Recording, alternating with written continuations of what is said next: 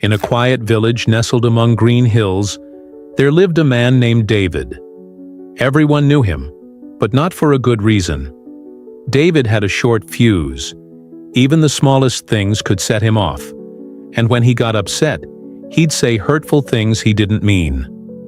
Because of this, people kept their distance. His neighbors steered clear of him, and even his own family had grown tired of his outbursts. Deep down, David didn't want to hurt anyone. He always felt bad afterward. But whenever anger took over, he couldn't rein himself in. One day, a wise monk came through town. He was famous for helping people find peace. A crowd gathered to hear him talk, hoping to learn something that could help. David went too. He was fed up with feeling angry and alone. He wanted to change. After everyone else had left, he stepped up to the monk and spoke from the heart. "I get mad way too easily," he said. "I say stuff I regret later. My family avoids me. I don't want to be like this. Please, can you give me something to break this habit?" The monk listened without interruption. Then he slipped inside for a moment and came back holding a small glass bottle.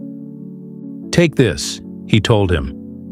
"Anytime you feel your anger rising, take 3 small sips from this bottle. Then, stay completely quiet for a bit.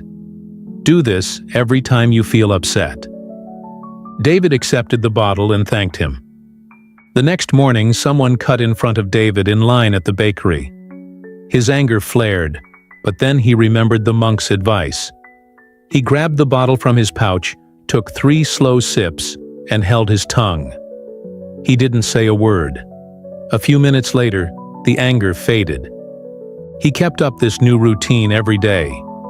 Whenever he felt upset, he drank from the bottle and stayed silent.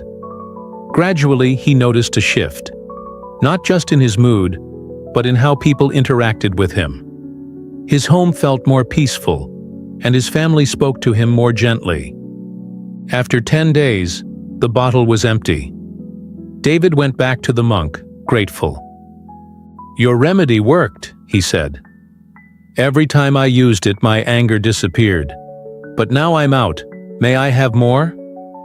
The monk gave him a gentle smile. "There was no remedy in that bottle," he said. "It was just water." David blinked in surprise. "Just water?" He nodded. "Yes, it wasn't the water that changed you. It was the silence. By taking a moment to sip and then staying quiet, you gave yourself time to cool off. That brief pause made all the difference. When we lash out in anger, our words can cut deeper than we mean. Words you can never take back. But silence creates space. It lets your heart settle and your mind clear. In that pause, you find true strength. The strength to respond with wisdom instead of rage.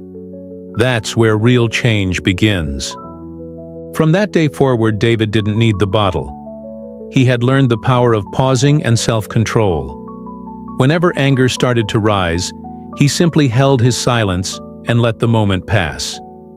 His words grew softer, his spirit lighter, and his life more peaceful. The moral of the story is, anger can make us say or do things we regret. But if we give ourselves even a few seconds of silence, just long enough to catch our breath and think, we can avoid hurting others and ourselves. That pause isn't weakness. It's our greatest strength. With practice, those few seconds of calm build stronger relationships, fewer regrets, and a more peaceful life. In the end, it's not about never feeling anger, but learning how to control it.